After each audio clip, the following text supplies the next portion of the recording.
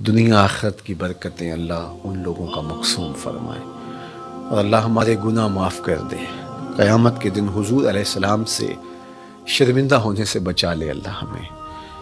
حقیقت میں ہم اگر دیکھیں اپنے آپ کو تو ہم کچھ بھی نہیں کرتے، اور مجھے وہاں کھڑے ہو کر کے کتنا عجیب لگتا تھا کہ امت سسک رہی ہے، یتیم تڑپ رہے ہیں، بیواؤں کی سسکیاں اور ان کی آہیں ان کے اندر ہی جذب ہو رہی ہیں، حوصلے کے ساتھ کھڑی ہیں کہ یہ وقت کاٹنا ہے۔ خیمہ بستیوں کے اندر ہر طرف درد ہی درد پھیلا ہوا ہے، اور آسودہ ملکوں کے ہم لوگ یا تو عیش و عشرت میں مبتلا ہیں یا ایک دوسرے کی پگڑیاں پھاڑ رہے ہیں، ایک دوسرے کے جبے نوچ رہے ہیں۔ ہم ذرا دیکھیں ہم کھڑے کہاں ہیں؟ کیا یہ منہ حضور کی بارگاہ میں لے کے ہم پیش ہونے کے قابل ہیں کہ حضور کی امت پہ ابتلائیں ہوں، آزمائشیں ہوں، انسانیت تڑپ تڑپ کے دم توڑ رہی ہو، ہم نان ایشوز کو اٹھائیں اور پھر اس پر ہم مناظروں کا ایک ماحول پیدا کر دیں، اور اس امت کو ٹکڑے ٹکڑے کرنے کے عمل میں ہم معاون اور ممد ہو جائیں، اس کو ہم خدمت دین سمجھیں۔ کاش کہ ان کا درد ہم سمجھ لیں۔ اور اس کے علاوہ آپ اپنے اطراف میں دیکھیں تو کیسی کیسی زندگیاں لوگ کاٹ رہے ہیں، یہاں تھر کے اندر انسانیت کس طرح سسک رہی ہے۔ تو اللہ ہمیں اس امت کے لیے کام کرنے کی توفیق دے۔ میں پھر آپ کو کہوں گا مبلغین، ساری زندگی حضور کے نام لگائیں۔ میں یہ نہ سنوں کہ آپ کے دل کے کسی مخفی خانے کے اندر بھی حصول زر کی خواہش پنپ رہی ہو، یا شہرت کی آرزویں نشو و نما پا رہی ہوں، اپنے آپ کو کسی سے افضل سمجھ رہے ہوں، کہ آپ سمجھ رہے ہو کہ ہم بڑا کام کر رہے ہیں۔ یقین جانیے گا کہ صحرا کے اندر پڑا ہوا حقیر ذرہ جس طرح ہوتا ہے، میں ان خیموں کے اندر کھڑا ہو کے اپنے آپ کو اس سے بھی کم تر سمجھ رہا تھا۔ میں اپنے آپ سے بار بار سوال کر رہا تھا کہ تم اتنی آسودہ زندگی گزارتے ہو، یہ رسول اللہ کی امت، یہ انبیاء کی اولاد یوں تڑپ رہی ہے، تم نے کیا کیا ہے اس امت کے لیے؟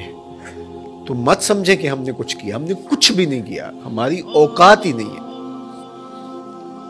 اگر ہم دیکھیں کہ کس حالت میں حضور کی امت ہے اس وقت، تو اس لیے اپنے آپ کو فنا کر دیں، اپنے آپ کو بالکل نہ سمجھیں کہ ہم کچھ ہیں، اور اپنے اندر کوئی خواہش نہ پلنے دیں۔ یہ سب کچھ دیکھنے کے باوجود کیا ہم ایک آسودہ اور اچھی زندگی کی آرزو کر سکتے ہیں جبکہ حضور کی امت یوں تڑپ رہی ہو؟ اور میں پھر آپ کو کہوں گا کہ یہ علماء کی باہمی لڑائیاں آپس میں کبھی بھی حصے دار نہ بنیں، کبھی پوسٹ بھی شیئر نہ کریں۔ خدا کی قسم کیا حضور کے کلیجے پہ گزرتی ہوگی، کیا حضور کے قلب اطہر پہ گزرتی ہوگی۔ یتیموں سے بھری ہوئی کائنات، اور ہم کیا کھیل کھیل رہے ہیں۔ تو میں آپ سے کہوں گا کہ کبھی بھی کسی ایسی چیز میں شامل نہ ہو جو حضور کی امت کے حصے بکھرے کرنے کا ذریعہ بنے۔ امت بنے، امت بننے کی کوشش کریں، اور حضور کی امت سے پیار کریں۔ جو بھٹک گئے ہیں ان کو راہ راست پہ لانے کی کوشش کریں۔ ہمارا کام اتنا ہی ہے، یہ پیغمبروں نے بھی کہا وما علینا الا البلاغ، ہمارا کام پہنچا دینا ہے، اور انہوں نے پہنچا دیا۔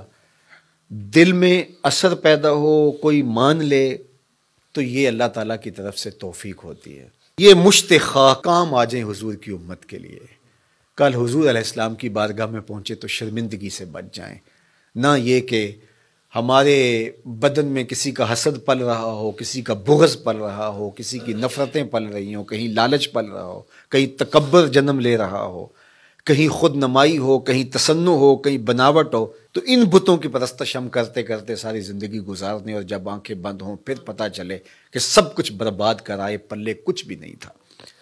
تو آئیے میں بھی عزم کرتا ہوں، آپ بھی عزم کریں کہ ساری زندگی حضور کے نام پہ گزاریں گے، ساری زندگی حضور علیہ السلام کی امت کے لیے، حضور علیہ السلام کے لائے ہوئے نظام کے لیے بسر کریں گے۔ اللہ توفیق ارزانی کرے۔